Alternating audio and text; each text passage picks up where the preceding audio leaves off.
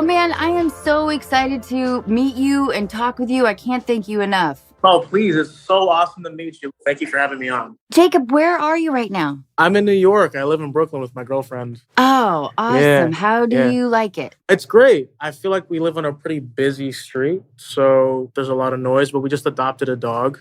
So it's been really great. Awesome. Yeah, we're about to go to Serbia, so we're like trying to figure out all of our travel. Oh, of course, because you're shooting. Yeah. Not necessarily for vacation. Yeah, I mean, I've definitely never been to that part of the world. Not that I don't want to, but definitely not the first place I'd go on vacation to. How do you feel with your suitcase out all the time? I'm sort of used to it, but at first it kind of felt like an adventure. But now I'm kind of like, damn, this is really inconvenient. I can't have to fly all the time, but I'm just really privileged to do so. I'm just like, yeah, it's just a part of life now. How did you meet your girlfriend? My girlfriend and I had actually met on a night out randomly. I guess like in 2020, it was like a weird time when COVID cases were down and we were like really optimistic about everything opening up again in the East Coast. So I was just out on a night out with my cousin and our friends. And yeah, we kind of just met randomly and we sort of just kept talking. And I wasn't really looking for anything. She wasn't really looking for anything. It kind of just happened. And now you guys are living together. You have a dog. Yeah, it's crazy. The trains left the station. It's interesting how the sort of choices you make, no matter how small they may seem, change the course of your life. It's insane for sure. When you think of the idea of home, what does that mean to you? I guess home to me is sort of where the heart is. I mean, that's really cliche, but I find that when like my loved ones are near, that can be my safe haven. I've learned through the industry that, you know, you make friends and family on movie sets so much because everyone's in the same boat where you sort of travel all the time and don't really have like a set place. So that sort of like becomes my home in a way. But now it's sort of like my dog and my girlfriend. I don't even go out anymore. I literally spend all my time with them, like all the time. It's crazy how much it affects me. But that is important, though. Yeah. When you live like this transient lifestyle. Right. Especially if you're in the movies, not so much, I guess, in television. Depends, I guess, on your job status. But for sure. The idea of kind of holding up. Always having this weird feeling of, gosh, I have to like start over and make another family because you're always going from one place to another. Yeah. And the intensity of making a movie, those like 4, probably in your case, in my case, they're like 2 to maybe 3-month jobs. Still long though. It's like life sort of concentrated. For sure. And I was thinking about, in sort of the vein of home and the idea of homesickness, what's your relationship with Hawaii? You know, it's interesting. I grew up there. I lived there my entire life. And it's beautiful and my family's there and they're caring and supportive. But I sort of found myself stuck in a rut in a way. And I'm sort of like one of those people where it's like, if you're from the place people vacation at, it's sort of like, to you. Not that I don't love the people and our culture. For sure. It's like with me forever for the rest of my life. Whenever there's something going on in Hawaii, it resonates with me deeply. So I'm not like jaded over Hawaii. I see it more as definitely a home that I come to when I can. I've sort of created a new life for myself out in the mainland in New York. Like, could not be more polar. Yeah, like, I guess I was just like always opposite in that way, and that I was always looking for more than just going to school and going to the beach. Like, it's hard to explain, but I guess like New York and Hawaii are two completely different animals. And being a young person, I really want to see what's out there. New York obviously is like a world city. So yeah, Hawaii is just a place I can always go to. I bet like in your 60s, you'll return. Yeah. Hawaii is more of like a retirement place for sure. That's what I would say. I would live there once I'm done with all the things that I set out for myself to do for sure. And where's your girlfriend from? She's from Maine. Okay, all right. Yeah. So still a similar idea of isolation and community in a weird way, right? Yeah, small town, small living mindset. Everyone's sort of okay in their circle. And that was like the sort of mentality we both kind of grew up in. Not that that was a bad thing. I just feel like we both wanted more out of life for sure. Have you gone to any of your high school reunions? No.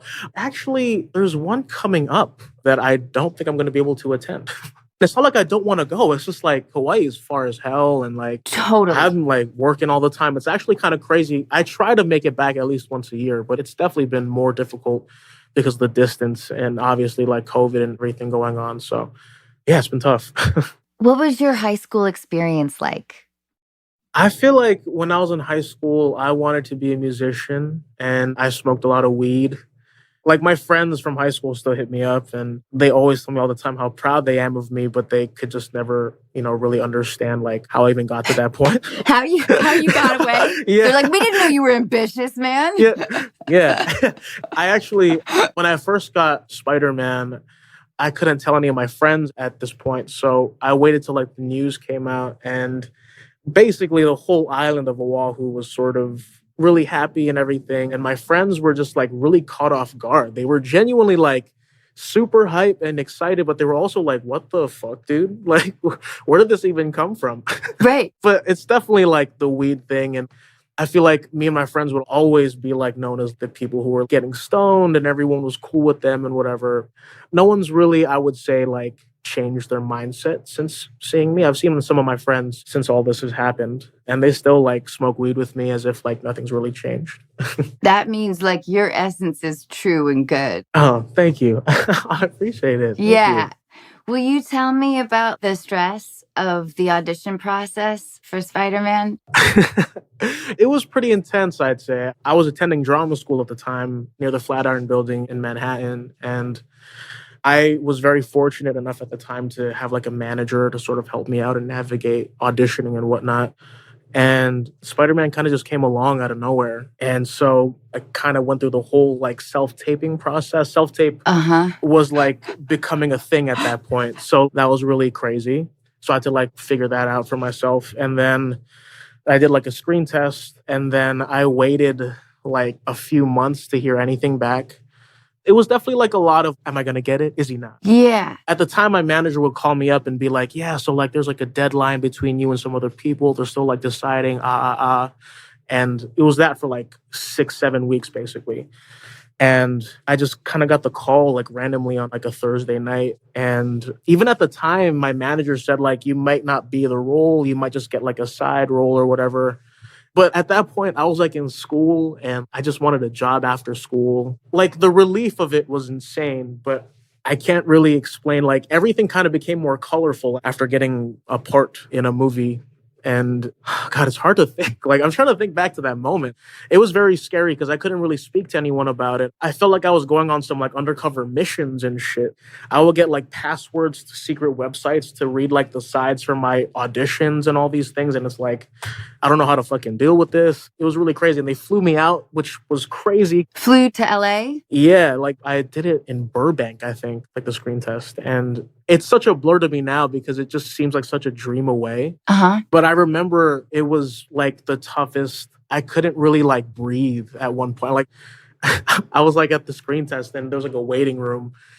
And I was just like, I just couldn't breathe. But it turned out good in the end, I guess. And then you had that odd experience, and I know you've talked about it. Yeah. But if you're not in the industry, I don't know if you understand that time when you couldn't tell anybody. Yeah. Like when I got Scary Movie, I Right. could tell anybody. Fucking classic, though. Thanks. I'm really proud to have been a part of that movie. I can't even explain to you how fucking cool this is, Anna. Literally, this is so awesome. I adore you. Yeah, please. Thank you. But I remember like the feeling of loneliness. Like, what do I do with this information? Yeah. Scary Movie was my first audition in LA. I told my parents immediately, but I spent the weekend by myself inadvertently at our like family home. My parents were off like on a camping trip. And I had this profound feeling that I'd never had before. Almost like a euphoric fall. Yeah. Even though I could tell people, I couldn't tell anybody that really understood, like the journey that I was about to go on. Right. I had never done that before. I was a local hire. Right. It felt just really scary. Yeah. And I imagine having those months where you couldn't share properly. Yeah. I remember it being a very precarious time in my life just because, like, I didn't know who to speak to. But I was very much lucky to have been working with people who were sort of in the same place as I was. You know, John, our director, that was his sort of first big budgeted movie ever. So he was very much like on the ride with us. And, you know, Tom and Zendaya, obviously, like we were all very young and still trying to figure out and navigate life. And it was very terrifying for sure. But I guess for me, it was really, really fun to do with people that I enjoyed it with. But I remember the time between me getting the part and me actually starting. There was like a 2 month period where I was still just waiting for the show to start.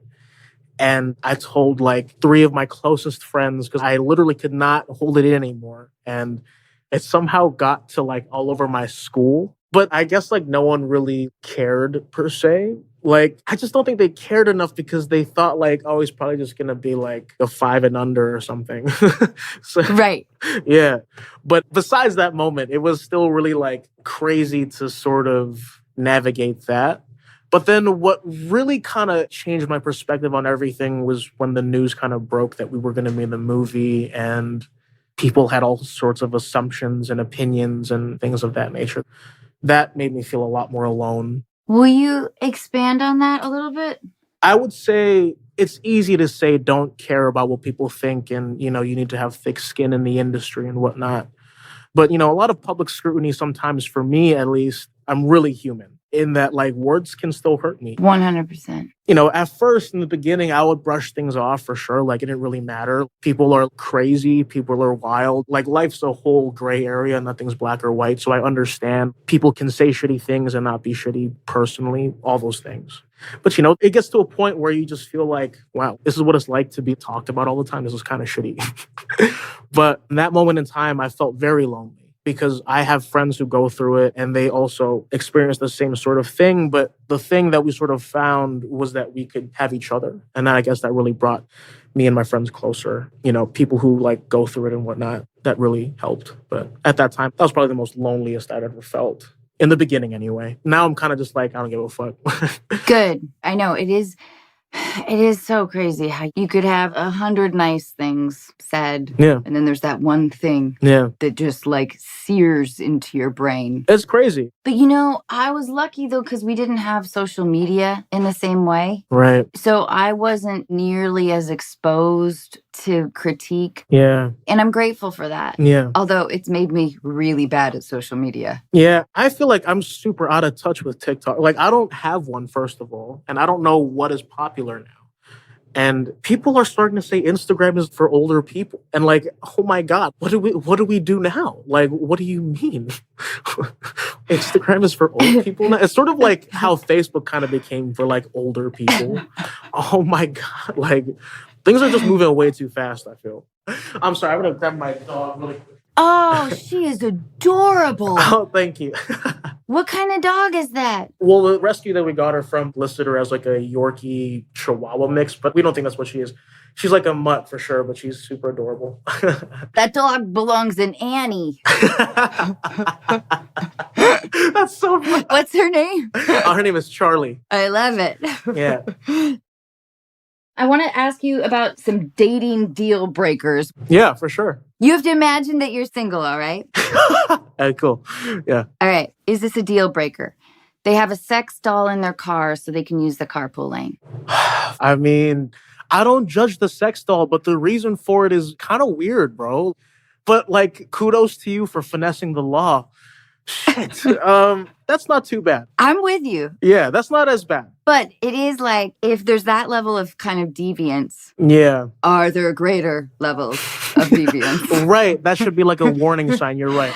They have an Instagram account for their cat. No, that's cute. Everybody got Instas for their pets now. We're starting to think of making an Insta for our dog, but I love it. That's not that bad. Let's see. You learned that they did porn once, but they were wearing a mask. I might be super duper open, but like, I probably wouldn't be mad that they did porn. Like, I think that's fine. I like this. You're open-minded. They call you dude. My girlfriend Brooke really likes it when I call her bro, because it's just like a level of the comfortability. It's like, why wouldn't I want her to call me dude? Like, yeah. Bro is what you probably call people that you love, that you're feeling connected with. Yeah, I think that term is so overblown. Like, oh, they think I'm one of the boys. They don't think I'm an actual girlfriend. That's nonsense. They order for you at restaurants. Jacob's gonna have the eggplant parmesan. Right? That's what you wanted, right, dude? I guess I feel like I've ordered for someone before on a first date, and that was pretty, I feel like, off-putting. Wait, you gotta tell me about this. We sort of talked about what we both wanted to eat.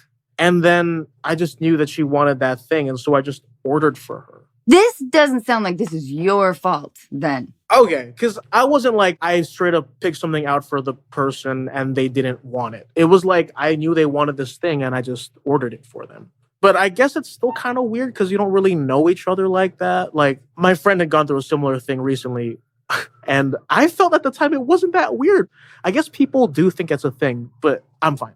They tell you that we never landed on the moon, that it was a fake. Okay, that's...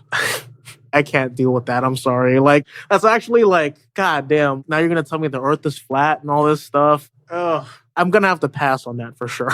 I'm with you. I don't love it when someone thinks they have it all figured out. Oh. The need for conspiracy and the self-righteousness of thinking that they somehow fucking have the answer. Right. Oh my goodness. Can I say really quickly, like, oh my goodness. It's just like interesting that people think they know more than experts. The internet is filled with experts who have never been to space, who have never been doctors, who have never been lawyers. It's insane how many geniuses we have in the world. It's great. Their ex slashes your tires. Oh, man, that's dark, isn't it? Tough. Yeah. That's like telling me that they were doing some crazy, crazy shit. Yeah. I'm going to have to pass. I like it. Yeah. How old were you when you first fell in love? Or you first felt like you were in love? I would say like I was in high school, but even that turned out to be like pure shit. But I feel like I'm definitely in love right now, for sure. I'm in love with my girlfriend right now, and it's fucking amazing. That is rad. Yeah, it's super awesome. I feel like we've also found more love with our dog. Like, I didn't realize I could care for something else besides myself and my girlfriend so much before, and my loved ones. But like, putting all your love and care into a dog has given me like another sense of, wow, love is really beautiful, for sure. Tell me about the things that you love about her. I hope she doesn't find this offensive. I love that she's really, really, really like indecisive. I enjoy that she like goes through like a very thorough process of understanding the pros and cons are really detrimental, and I just really need to make sure I make the right decision. And now I start to sort of weigh things more because I'm very compulsive. Like, I do shit on the drop of a dime, and that's how I've been operating my whole life. But she's really taught me to really think shit out and really consider everything and not just be a selfish piece of shit. And besides her being super fucking hot, I feel like I just truly, truly love her. Like, I love that she makes me think. I love that she makes me question life. I love that she takes care of me and our dog. Like, she does so much for us. Yeah. Tell me about your impulsiveness. Yeah, I feel like this has been happening a lot with me in shopping. I just buy shit, like, out of nowhere. Well, you're in New York. Oh my goodness. I see some cool clothes and I'm like, fuck, I gotta have that. But I don't really think necessarily responsibly with my money. That's one thing. I tend to make brash decisions all the time. Like, I'm very much either on one end of the spectrum or the other. Like, I either absolutely want to do something or absolutely don't want to do anything, and there's no in between. And I guess she's really taught me to really try to see the middle and understand both sides, as opposed to being very much just a hard-headed fool. What do you guys like binge watch? We finished Gossip Girl, the OG version. We're watching Desperate Housewives right now. Nice! And it's been great. Like, truly, Gossip Girl, like, oh my goodness, like Chuck and Blair for life. Like, God damn. But like, Desperate Housewives 2 is just so good. Like, how the fuck were we able to make such great television at the time? It's so crazy. So crazy. But yeah, that's sort of where we're at right now. I love your girlfriend. Yeah, she's the shit. She really put me on. She really put me on to like murder mystery shit, like true crime stuff. Sure, we love it. Yeah. The ladies love the true crime. It's like insane because it's like you'll get terrified at like a scary ass movie. But like if it's real life, you're like snacking on stuff. It's more like, I knew it. Yeah. I knew it. This is what they talked about. The whole like armchair detective shit. I love it. It's fucking great. I love the complexities of the human mind and all that stuff. It's great. I feel like my girlfriend, she just finds it fascinating because what can drive a human being to actual things like murder? Because it's such a soul-tearing thing to do, to take a life. It's just like interesting that people are able mentally to do it more than once, or like do it out of passion or do it planned and stuff, or like people who kill by accident. It's like this whole tapestry of shit that we're in. There's also that puzzle you're trying to solve. Yeah, because like me myself, I could never ever do that to another person, and just to like think someone else could and also do it more than once or something like that is really like, can't even understand that mentality. Who in your family makes you laugh? Who do you go to?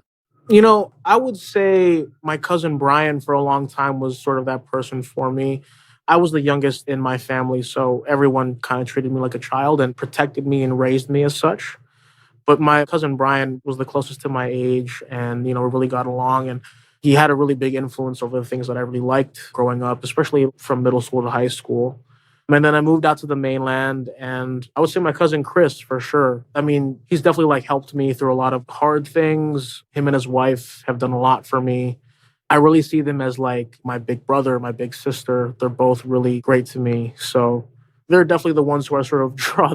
A lot of people say that me and my cousin Chris look alike, we laugh alike, we sound alike. So yeah, for sure. I would say those two particularly. But again, everyone in my life is sort of like my sister's husband, for example, my brother-in-law. He really helped me in a time where I really needed like discipline and stuff. And he's like in the military, so he really tried to teach me how to have structure in my life. So it was all those sort of things for sure. I was listening to an interview where you said that you had only told your military brother-in-law. Yeah, yeah. I told him because he, at that point, was going to go be deployed. And I just wanted to tell him because I knew that he's like really strict and structured. So I know if I tell him not to tell anyone, he wouldn't tell anyone. And I just wanted to give him like a piece of good news before he left. So yeah. That is rad. He must have freaked out, and that must have felt really good for you. He was really hyped because I feel like he is the type that doesn't show emotions a lot. He's the military boss guy, so he's like always forward. But he was super excited, and he actually did keep the secret from my family the whole time. Like, he thought at first that I was calling to tell him I got someone pregnant. Oh, God, Jacob's calling with big news. Oh, here we go. Let me go in the other room so your sister doesn't hear this. But that must have felt good to at least be able to celebrate with somebody. It was really nice. It was a really nice moment that I had with him. I felt a lot more like at peace with myself, that I could tell a family member and know that it wouldn't be a jeopardizing thing to do. And in the end, like, if I'm being super honest, it's a big deal to tell someone and for people to leak secrets for sure. But like, if you were to tell somebody, right? You know what I mean? There's no chance that they're going to leak it. Unless they're like some super fan who wants to do some crazy shit. Yeah. Jacob, will you tell us about a heartbreak in your life? I was with someone for a bit, and gosh, it's sort of hard to explain. We were like in this sort of open relationship for like 3 years. She was living in Los Angeles and I was living in New York. Oh, so you had a long distance. Yeah. Oh boy, yeah. So we were together like 3 years basically, and it was going really well. But then the pandemic happened. And at that point in time, she obviously, because we couldn't really be together physically, we couldn't really comfort each other in the way that we both needed. She just wanted more out of life and out of our relationship than just like seeing each other when I'm in LA or when she's in New York, and not really like having a set plan for our future together. So she ended it. She had ended it with me because she just really, through the pandemic, she sort of had just figured herself out and all her things out. She was in a very difficult place and all those things. Did it take you by surprise? I definitely didn't see it coming. I'm sorry. No, it's totally fine. I mean, it is great because you're in love. Yeah. I literally could not be happier with who I'm with right now. It's crazy. Like, that was such a low point in my life, but obviously finding Brooke just changed everything. But yeah, for sure, at that point in time, it was devastating because I felt as if we were like still in a really great place and things were going really well. But it's sort of that human thing of like, you don't want to really bring down another person, but you sort of have to live your truth. I think that men tend to be a little more blindsided by a breakup. Yeah. And I don't know if that's like a little bit more of maybe not being practiced in picking up cues. Yeah, there's definitely a lot of things that I can admit as a man that I literally don't understand still. Like, I understand that there's a message behind the actual message, and I'm just trying to ignore it. Yeah, like as a man, I just purposefully see it for face value. Because I think in my mind that if you want someone to come across, just fucking say what you feel. Yep. But like, I understand the other partner's mentality of you should know me enough to understand that I mean this when I say this. Like, when I say something, I actually mean a different thing. That's how well you should know me. Yeah, but that sucks for the receiver. Mm-hmm. That's an awful lot of assumption. Yeah. It's taken me a long time to be able to communicate well. I don't know if I still do, but I think it's unfair to go under the assumption that somebody is angry with you because you're not really understanding them. Yeah, for sure. I feel like, again, I've kind of come to this sort of place where I try my best to understand and I just always say what I feel. So like, I'm definitely a lot better, I would say, than before. Because like when we talk about this and I think about that person I was with for a few years, I find myself like rehashing moments in our time together where it was like, wow, I guess I probably didn't understand it at that point either. You were trying to put it together. Yeah, I was like really thinking at the time, like, whoa, holy shit, where did this go sideways? And then I start just going back to moments and I'm like, oh, fuck. Yeah, it was like the writing was all over the wall. So then how did you get over it? I mean, time usually just seems to be the horrible truth of that. Yeah, it was definitely time. And then after a while of going through that and going through my feelings and whatever, I met Brooke literally again out of nowhere. Were you guarded with Brooke? Yeah, I was definitely guarded in the way that I wasn't looking for anything serious. And in that way, I guess I didn't mean to fall in love. But then I started to talk to her every day. I was sending her messages like constantly. And then I just stupidly kept doing it. And like I just kept falling more and more in love with this person. So then what was your like second meetup like? So we actually had met right before I started filming for Spider-Man 3. I flew out to Atlanta and I was there for like obviously 6 months. And we were talking for, I would say like 3 weeks. And she was kind of just like, yeah, fuck it, I'll come out and see you. So you invited her? Yeah, I did. And it was great. We spent a really great weekend together and it was really awesome. And I actually went out to go see her when she was living back in Maine at the time for like another weekend after that. And we just kept talking and she kept visiting me in Atlanta. And then when she had actually moved to Florida for a brief time last year, I went to go see her there as well. And then after the movie finished, I stayed in Florida with her for like a month. And then months went by and then I was like, we should just like move in together. And she was like, yeah. Yeah, she was like, yeah, fuck it. Like the back and forth was cool, but it just was a lot for no reason. We could just be like living together. And now we have a dog, so. Tell us about like the hardship in your life and if you're proud of the way you got over it. I would say there was 2 sort of major hardships that I had gone through that I guess defined me as a person. One point was when I got busted smoking weed at school. And I went to like a private school, like a private Catholic school. And I feel like at that point in my life, my family kind of had seen me as a person who was, I guess, like not really going anywhere because, you know, it was a very conservative way of looking at weed. But there's sort of assumptions about it is like dragging you down to do worse drugs and then you'll give up on your goals and dreams of being whatever you want to be and all these things. Yeah. So what was the fallout? You know, Filipino culture, a lot of Asian culture, you know, your family is sort of like your main thing. And so a lot of like my guilt and sort of pressure that I felt from my family was like, I've let them down and I've disappointed them so much to the point where they don't even see me the same anymore. I had to deal with a lot of that type of stuff. And I kind of came out of it, but not in the way I wanted. It just ended. I guess they kind of just stopped feeling sad about that and feeling disappointed about it to the point where they kind of just let me start doing my own thing again. Which if I could change, I would have. I would have taken the initiative at that time to really show them that I'm not like wasting your time and your love and your investment on me. But maybe you didn't have the words yet, you know? Yeah, like none of my cousins had ever experienced this. Like my brother and my sister had really experienced this sort of like shunning almost. I just think at that time for me, they just think that I was some like dumb, innocent child that didn't know any better. So tell me about the second hardship. The second hardship was I had just gone to drama school and my best friend and I, at the time, our lease at our dorms had just ended and we couldn't really reapply for another lease and we both didn't really have money for it. So we were basically homeless for a bit. What does that mean? We had found a YMCA that had offered these very modest lodgings that were like $10 a night. And they were more like community service centers. And it was in a very not good part of Brooklyn. At the time, you could only take the G train there. If that's any indication for anyone who's from New York, that's like a thing.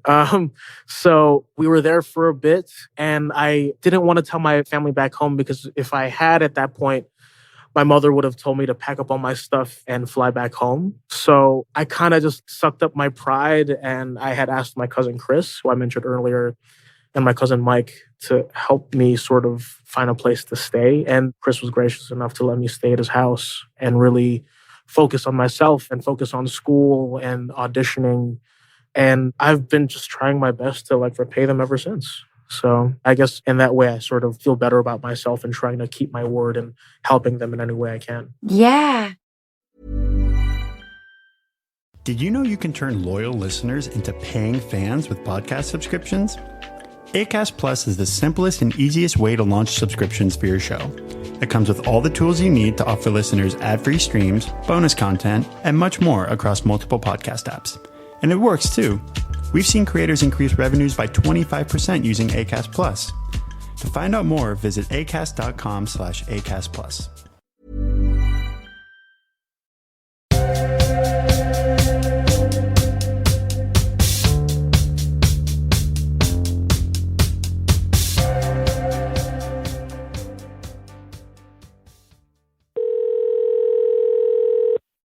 Hey, Brandon. Hey, man. Hello, how's it going? Oh, great. I'm here with Jacob. He is just rad. Awesome.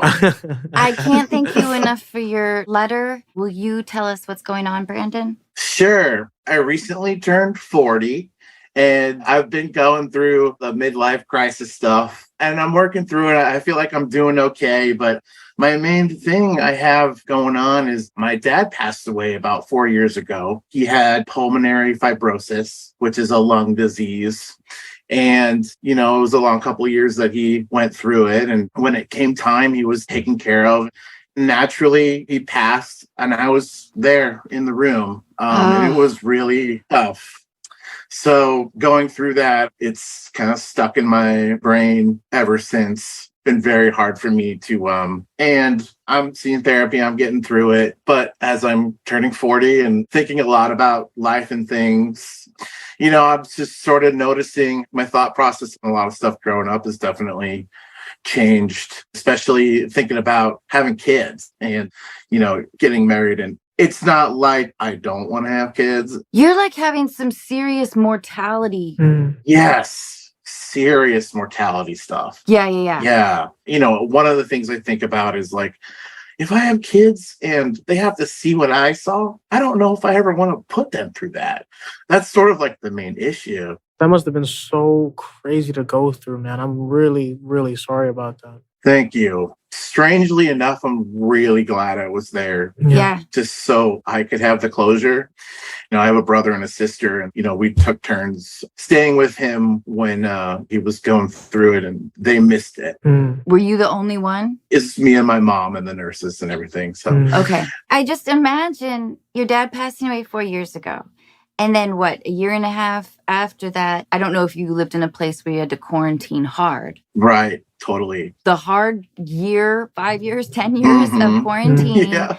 Where all we have time to do is reflect and assess and reprioritize. Right. Totally. Just like stewing and not moving and being stagnant and just sitting at the computer working. And you're thinking about that moment a lot. Oh my God. Yeah, totally. And it had such an opportunity to like swirl around. Totally. You kind of try and distract yourself with work and activities. And yeah, definitely couldn't do that.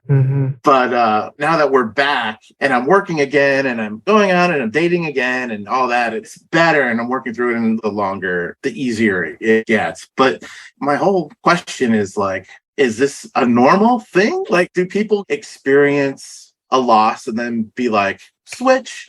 Everything I thought about was like totally flipped. Could I ask you, Brendan, what was your dating life before this happened with your dad? Like, where were you in that sort of space? Before that, had a lot of trouble Right. on the dating scene. But after, there was kind of like a boon with my mentality. I think I just sort of went, screw it. I'm going to go for everything. Right. That sounds like you had divorce brain. Jacob, that was an awesome question. I was going to say that that's really interesting because I feel like you sort of try to overcompensate in a way because you're going through something so traumatic that you sort of look at yourself and you're like, fuck, well, time is running, so I might as well do something about this shit right now. Otherwise, I'm going to be stuck in this place. Exactly. And I feel like that's a very normal coping mechanism for people Mm-hmm. to like go through something crazy and not deal with it head on and just try to distract themselves, for sure. Yeah, that's exactly what it was. I did have a lot of fun relationship stuff happen in the year since when I was sort of back at it, which was great, honestly. But I really kind of changed with that whole experience. And it feels so weird because I was really way more self-conscious and, I don't know, careful about how I presented myself. And I think I just went, screw it. Like, I'm feeling less time now. I'm feeling like mortality. So now I want to get everything I can get. You know, there's a lot of stuff that I'm really glad happened mentally with myself because of this scenario. I'm hoping it sort of would have happened, you know, not if my dad passed away. Right. But then as I'm thinking about really close relationships and being with my immediate family, it's been hard to think about breaking away and doing my own thing as I advance in my career and all that, because, you know, my mom is about the same age and, you know, it's hard to not think about missing out on a lot of time with her and being close to her. So it's like this dual kind of thing going on. We put these like looming ideas around the shifting of decades. Mm-hmm, mm-hmm. The 40s have been awesome for me. I've really enjoyed it. That's awesome. I feel slightly less intelligent. Same, actually. But I kind of don't care. Yeah, same. I work in the video production industry. I used to work for IGN. Definitely my Twitter presence has been just a disaster shit posts. Like, I don't care how stupid I am online. It's been really great. I feel like I'm really finally becoming myself, which is something... That's awesome. That's really cool. Yeah. Yeah. Follow that lead. Yeah.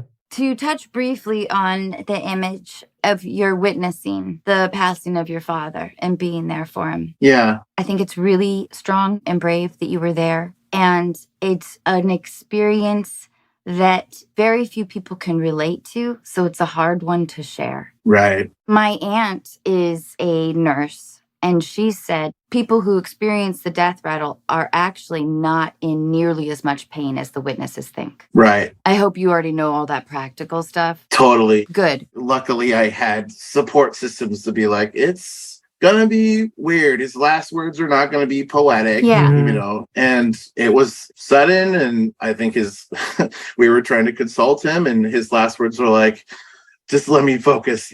And you could totally go down that road and be like, he never said the words.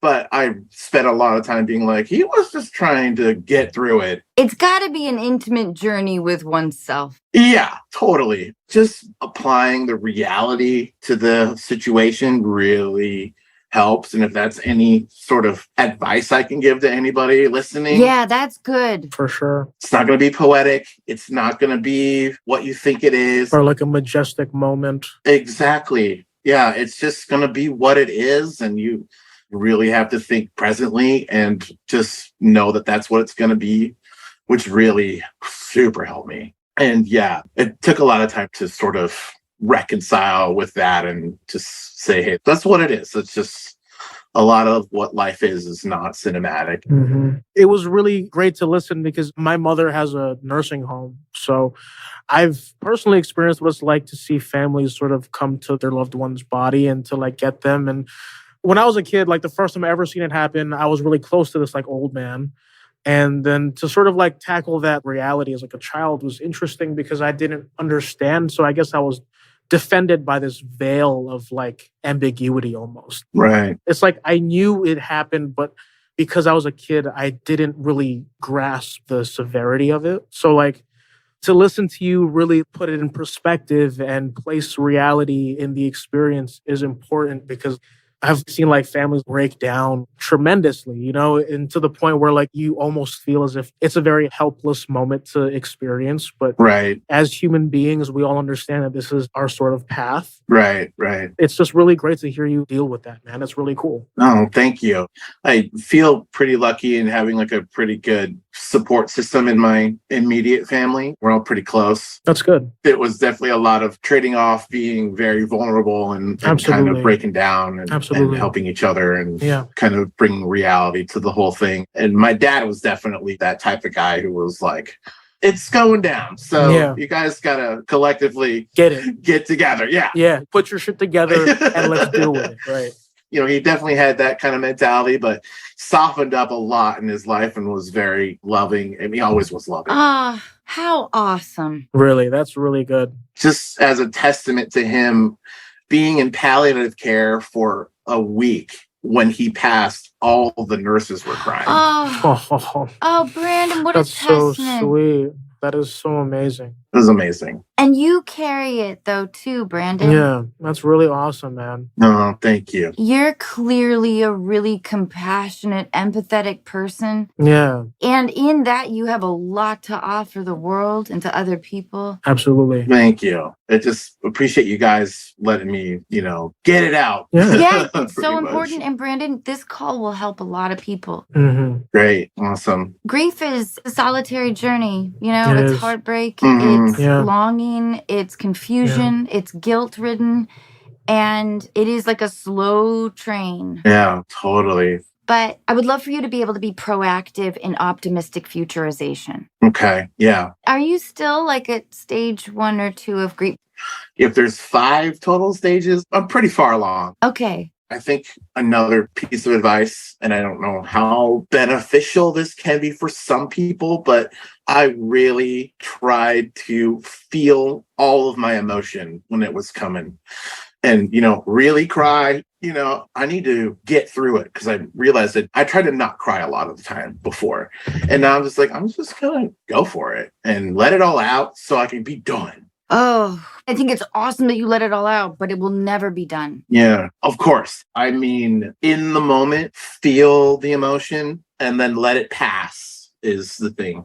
You'll be ready for the next one and it might not feel as intense. I'm so glad you said that. Brandon, I know that there's kind of no advice. Yeah. But I'm so glad you talked to us about it. Yeah. I feel like, dude, you are like already doing the thing that I feel like I probably would have said. Right on. In that you've taken a path towards doing something about your mental health and really accepting reality and life, but also being optimistic. Right. Like you're super hype about your dating life and you're excited to like really change. It's like great, man. Like it's really, really cool to like see you really get through this on your own and really grow as like a human, like through this whole experience. It's really beautiful, man. Thank you so much. Absolutely. It's really awesome. That means a lot. Thank you so much. Of course. And keep up your creative drive. Yeah. Yeah, definitely. I believe in you. Thank you so much. In terms of like dating or children, I don't want you to put so much pressure on yourself. Okay. Let's like live for the moment. Right. Do some like present day assessment.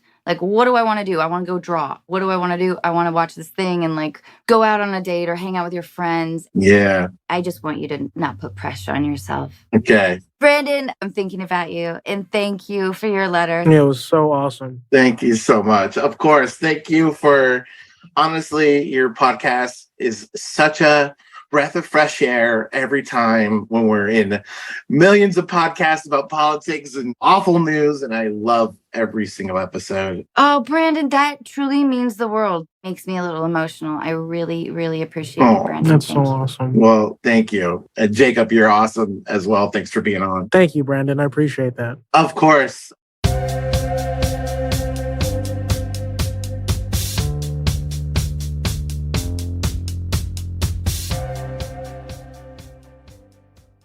Jacob, you are really good at this. Oh, thank you so much. It's really nice to like hear people go through like a journey of discovery in a sense. Yeah. And like their way of dealing with life is very I just feel like human nature is so beautiful and that like it's such a mixed bag of shit that any one person can deal with it differently than another person.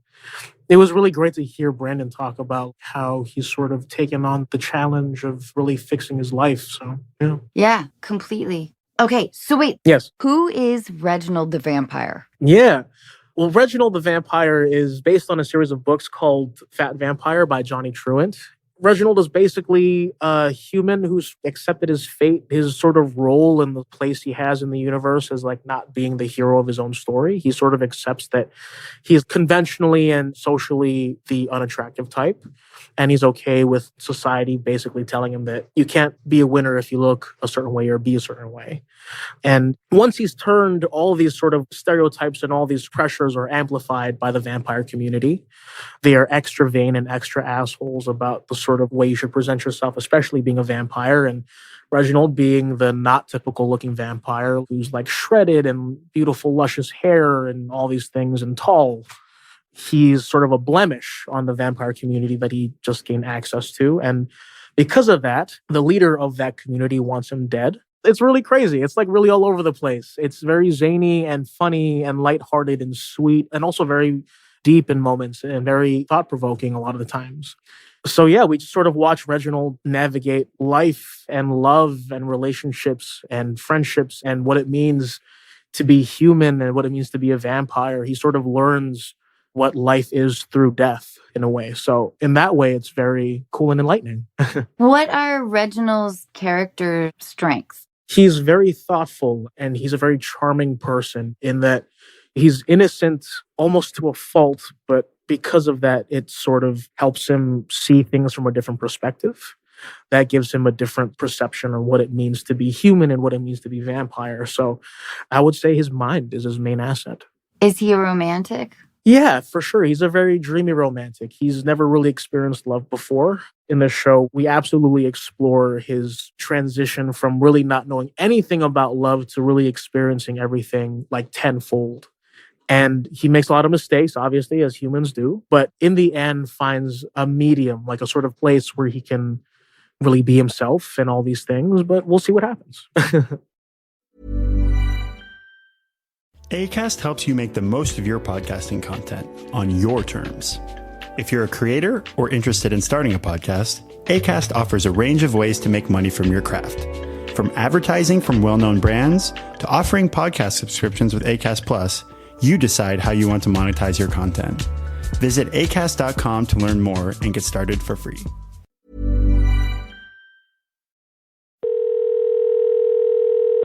Hi, Erin. Hi, how are you? Hello. Thanks for having me. Thank you so much for your letter. Will you tell us what's going on? For sure. So, less than a year ago, my father passed away in a pretty out of the blue kind of tragic accident. And I didn't have the best relationship with him. So it's difficult to lose a parent that you have a complicated relationship with because there's a lot of unfinished business, sort of, you could say. Yeah. And when he passed away, I live abroad, so I had to come back to the States. And then he, in the end, I kind of expected this to come based on things he was dropping a few years ago, but he ended up leaving everything to his wife that he was with for about 5 years, who I'm not particularly fond of, and she definitely wasn't fond of me or my sister.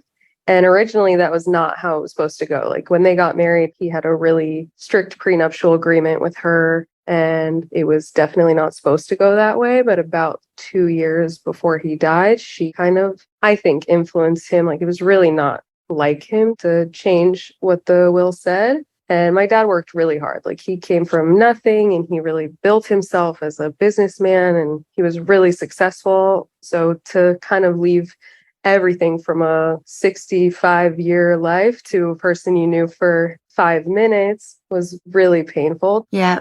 Not because of the money necessarily, just the sentiment. For sure. And he has a really big family. And his whole thing was to bring the family together. He would pay for huge parties, family reunions, and get everyone together in Vegas, in New York. And because no one else in the family pursued things like he did, but he really wanted to bring everyone together. So he always did that. And now I haven't really heard from anybody in my family since he died, but they're all keeping in contact with his widow, even though like she really didn't like them at all and would like avoid any type of family event or vacation or anything Ugh. and talk like major crap about them behind their back. The question really is like, there's a wedding, my first cousin's wedding, and my sister spoke to my uncle saying, listen, if our stepmom's invited to the wedding, I'm not going to come, based on the sentiment of, you guys know what's going on here. Because the extended family, they know that we weren't getting along and some stuff, but they don't know like the extent of the will and how she treats us now. And like, we're not in contact at all. And all these other stuff. But my uncle knows, and my aunt, my dad's sister, also know.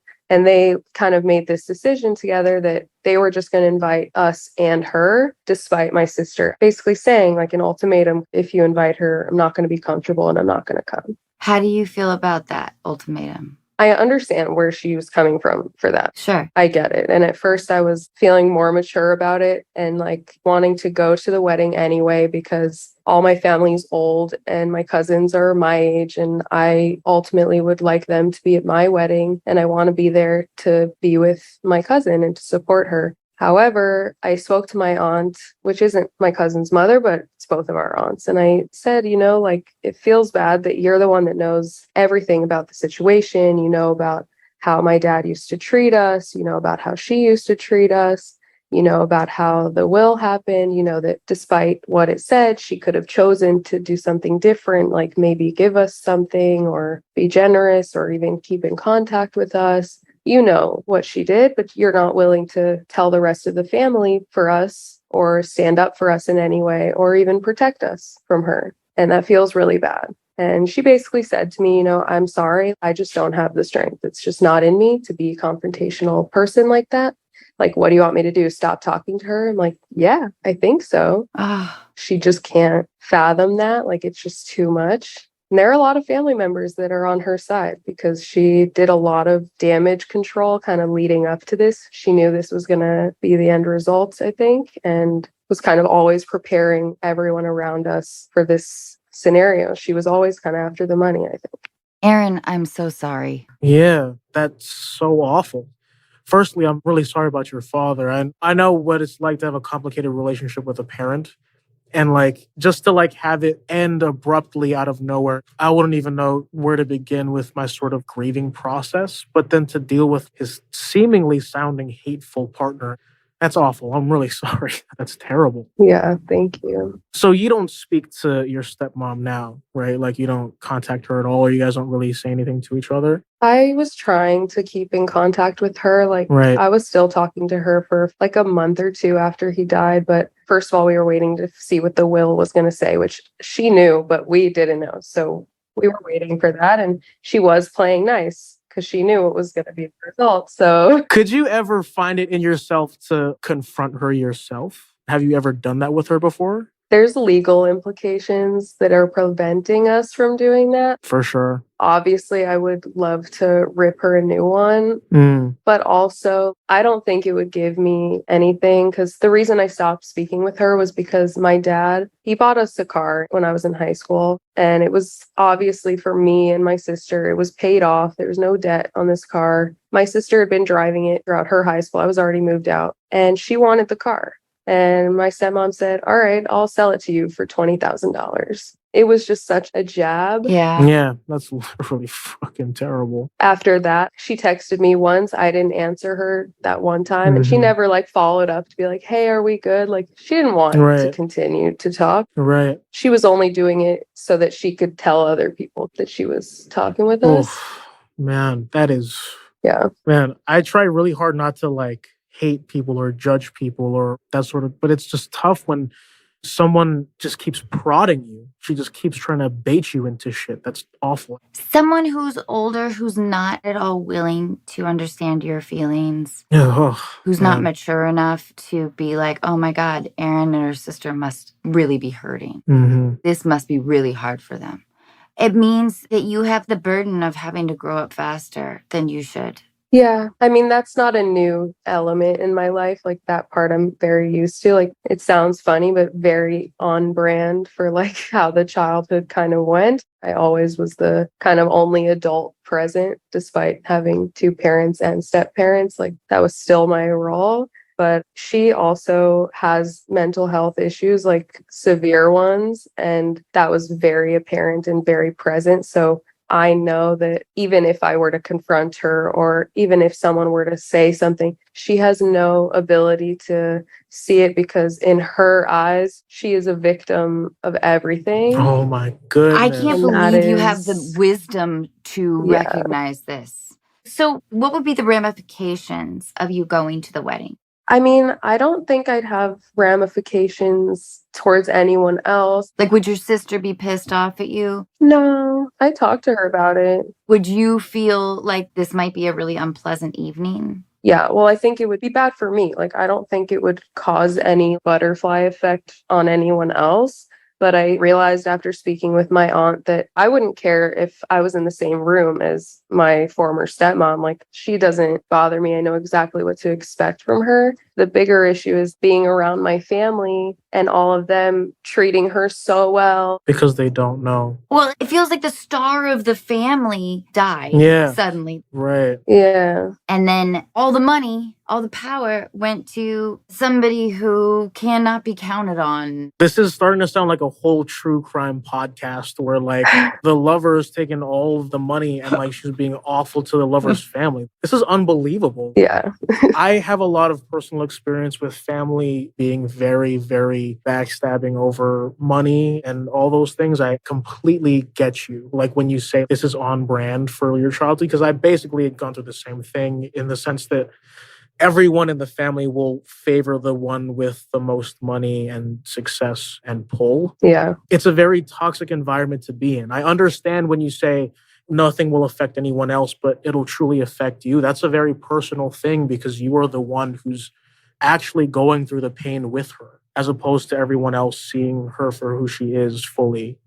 And personally, hearing you talk about like your aunt and uncle who know what she does to you, I'm not saying I would have like a personal vendetta against them or anything, but I would probably hold them more accountable for sure. Right. Well, that's how I feel too. Right. Yeah. Like your aunt's like not confronted. I totally get it. That's just, it's so frustrating. Like for my own sanity, I probably wouldn't go either, but I understand you're wanting and willing to be there for your cousin because like family seems like a thing for you and you'd want that to keep close. I only have those cousins on that side. Like everyone else is old and it's a big family, but only my dad's brother had kids my age. Right. And, you know, it's partially like I wanted to go because I think about my wedding. Hopefully I'll have one. And I have a very small guest list now. Like I just feel very abandoned by this family that, you know, my dad really stuck by. And the whole time they would tease him and be like, oh, since he was a kid,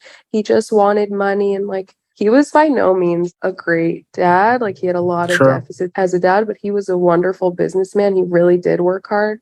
And I was very proud to be his daughter for that reason. And, you know, they were happy to take from him and come and enjoy all the benefits of being related to him. And I think that my family members, a lot of them have this non-confrontational style. They all have at least certain level of awareness of like the abuse that happened from my dad to us and also from my stepmom, and they all have at least a minimal knowledge. They just would kind of rather play dumb. Like it's just easier for them. They don't care that it's harder for us. No one's willing to put themselves on the sword kind of for us. And that doesn't feel like family to me. Yeah, it's just that is so tough to defend. You know, I feel like for me, family is everything for sure, but it's tough when they make it difficult for you to love them.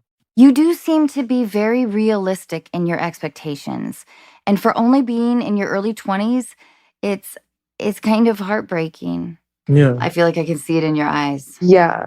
There's been many, many big events. I felt really not prepared for this. My sister and I both were like, okay, know what to expect. We both graduated high school, we're out. Mm-hmm. We don't think a lot more can happen to us now. And then my dad passed away, and like we are both in college still. So the wedding's in November. Mm-hmm. How close are you with your cousin? I'm not that close. I'm closer with her sister, but again, it's really just about trying to preserve whatever family I have left, Yeah. But I don't know if that's necessarily the route I want to go, because it's going to cost me, first of all, a lot of money. It's during my school semester. It's a lot to sacrifice just to show up there and be uncomfortable. Because it's still traumatic.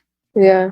I don't know what the best case scenario of you going to the wedding is. Yeah. If you're missing family, take this time before the wedding to nurture a couple of people that you feel close to, whether it's your cousin's sister, so your other cousin. Yeah. If you feel safe with her, call her, tell her your feelings. I think that it would be nice to reach out. And my boyfriend told me also, to reach out to the family members that I do care about. But I worry because it is a family that talks to each other a lot. Right. And I worry about rumors. I would just say, for your own sanity and like your own health mentally, stick with the people that you think you like. Really try to nurture those relationships, because people will talk for sure, but they're not going to know the truth. Yeah. They're not going to know what you're thinking in your mind. They're just going to assume. And until they come to you and talk to you about it, you shouldn't feel guilty about doing what you're doing, because you know that in the end, they have an inkling of the abuse that you were going through and choose to not do anything to side with you or help you. So like, don't feel guilty about wanting to do what's best for yourself. Like, your family's going to do that shit no matter what. Because my family does the same shit to me. People will talk and assume shit about your life, meanwhile have no insight to where you're at mentally, because they don't actually care to know. Yeah. Just stick with your homies. Yeah. Because they're going to be the ones who get you. Seriously. You'll need that in your life. I promise you. Yeah. Aaron, I've had to cut certain people out of my life because of how they treated me and how they make me feel when I'm around them. It's not a bad thing necessarily. This is kind of the point. Like, I'm 45, wondering what my obligation to certain family members are and why. People like illogically, inexplicably being angry with me. It's confusing. And I'm at a point in my life where I don't have the patience for it anymore. I am okay with saying, I don't want to be around that person. Now, that's just food for thought. You're in a much more complicated position. And I don't think you need to make any kind of decision today. Yeah. What if you were to call your cousin's sister and tell her how you're feeling? I did speak to her, and even my cousin that's getting married. Like, they know, like, I'm open with them, and I'm not like ashamed or hiding it. I think it's a little bit of like child ego in me. Like, little me is not wanting to be rejected by my family, because they're the ones I want to love me, like, no matter what. Of course. Kind of. And I feel like very sad that it feels like, I'm saying out loud, like, okay, I don't want to be with them because they're not being nice to me. But deep inside, like, the honest thing is it feels like they're rejecting me. And that's hard. Like, it's hard for me to take the confident route, because it does feel kind of like a show, because that's not really how I feel inside. I do feel sad. Yeah. And I am feeling like not only did I lose my dad, but I lost his whole family. Yeah. And it meant something to be a part of this family. We had a legacy kind of thing. So it's very sad to not feel any sort of connection to that anymore. Aaron, I'm so sorry. Yeah. I'm so sorry.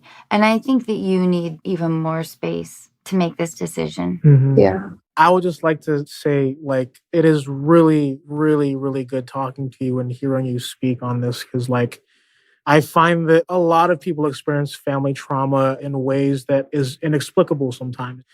You sort of wonder why people are the way they are. And then, like, you peek into their family history and you understand that they become this way because of where they're from and, like, what they're born from. And I think for me personally, I would say I know that you are, like, wanting that family bond and that connection, and it hurts deeply to feel like you're not connected to it anymore. It sucks. But, like, how deeply connected are you to people who knew your trauma and didn't want to help you with their trauma? Like, I don't want to be the devil's advocate here. You know what I mean? Like, I'm just saying, through everything that you have been through and through what you tell your family, And this is because I've experienced it straight up in my face where like I really had to make a decision as to who I want in my life from my family and who I don't want.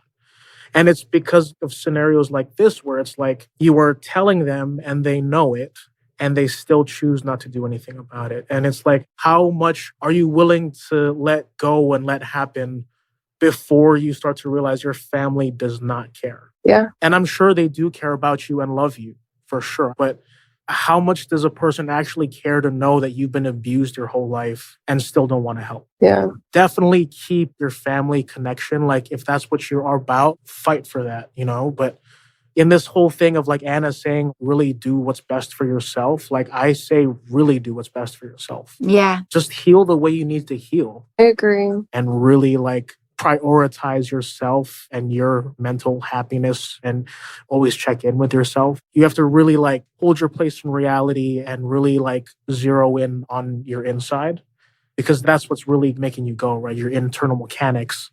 Like you really have to just focus on you being you and healing and being with people who deserve your presence and your love because it sounds like you've been giving it away for a long time for free.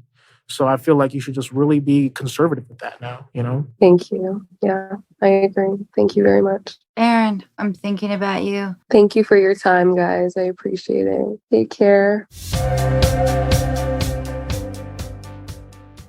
Jacob, I can't thank you enough. Yeah, absolutely. This has been great. You give incredibly compassionate advice, and I just think you're awesome. Thank you, and that means a lot. And I'm really happy for you. Thank you so much. I can't even begin to even think about how fucking lit today was. This is so crazy. Oh, good. Yeah. Well, I so appreciate you, as does the rest of the world.